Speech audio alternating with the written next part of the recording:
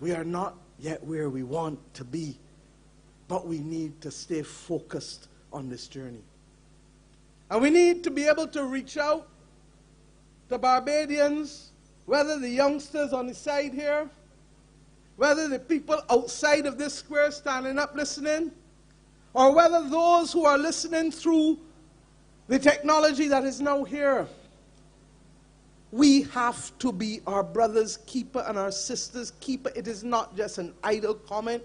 And Bishop Atherley is not just to be rung from the pulpits of the nation. We have to be our brothers and sisters' keeper. And I therefore come this afternoon to promise a few things. One, that on the 30th of November of this year,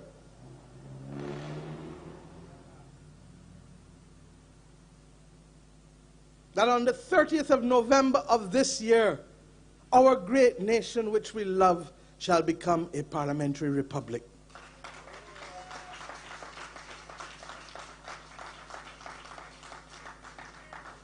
Secondly, that the Cabinet has accepted the recommendations of the Ford Commission with minor modification.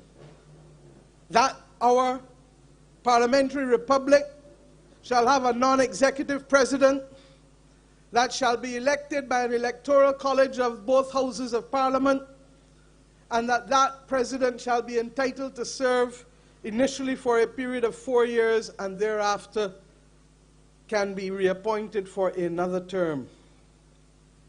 Thirdly, that we will make amendments to facilitate that transition to a new president to be sworn in on that day of the 30th of November of this year. And fourthly, that in so doing, that we start from the 1st of December the journey of the settlement of the new Constitution of Barbados, which will be the subject of extensive consultation and communication with the people of this nation.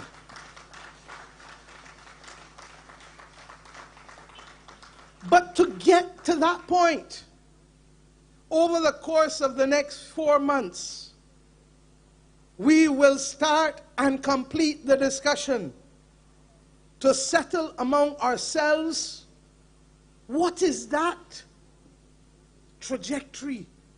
What is the spirit with which we want to embrace both the Republic and the new Constitution? Who are we? What do we stand for? And that conversation will be led by the Republic Transition Advisory Committee, along with other members of civil society and the government.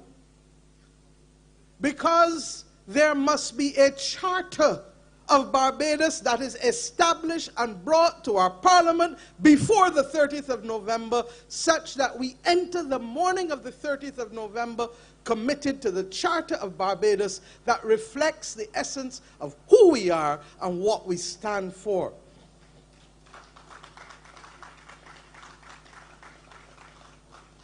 And for those who ask, but what was all this? A nation that cannot define who it is, or what we have done and what we stand for, and who we are as a people, will never be able to secure its way on the journey. It will never be able to do so. And therefore, across all boundaries and sectors and classes and ages and races in this society, we must, in the next few months, settle on those 2 or 3 pages that settle for us and the world what matters to us and what we are prepared to fight for as a people.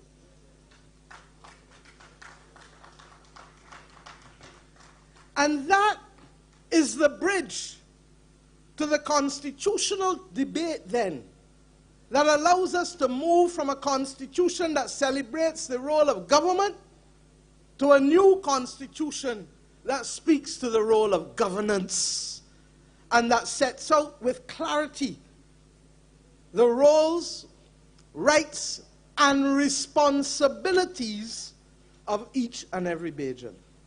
The charter, however, represents the pledge to each other. The pledge to you, your pledge to me, the pledge to him, the pledge to her. The collective pledge of what we stand for and what we will fight for. I have every confidence that once that is done, the Attorney General, as he embarks on the task of settling the consultations and the drafting of the new Constitution, that it will be done as a result of the spirit of the Charter. And for the avoidance of doubt, the Charter is non-justiciable, not because we don't like money, but because we are realistic as to what we can and cannot afford as a small, modern, independent nation. And not everything is measured in terms of money, but everything must be measured in terms of standards and who we are and what we must fight for. I look forward, therefore, to that process starting very shortly, and I look forward to the rambunctious engagement by Barbadians in that debate. And why do I say rambunctious? Because we live in a time equally where the isms and the schisms and the chasms all use to separate us and divide us. And as I look across this nation, I ask myself, why have we come to government at this most difficult and challenging time? What is it that we got to do? And in a very real way, we have now to show why 1937 should never have happened. We have to show why it is that those who have power must respond to the needs and the circumstances of the present and not just the past. Why we must be patient in building the future. Why the Constitution must not only speak about rights, but responsibilities.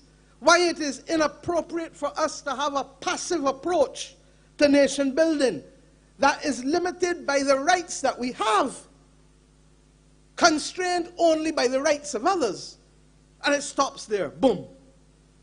When in truth and in fact, it is not just about not affecting the rights of others, it is about what is it that you must do positively to build out this nation and to build the better life for each and every one of us in this nation.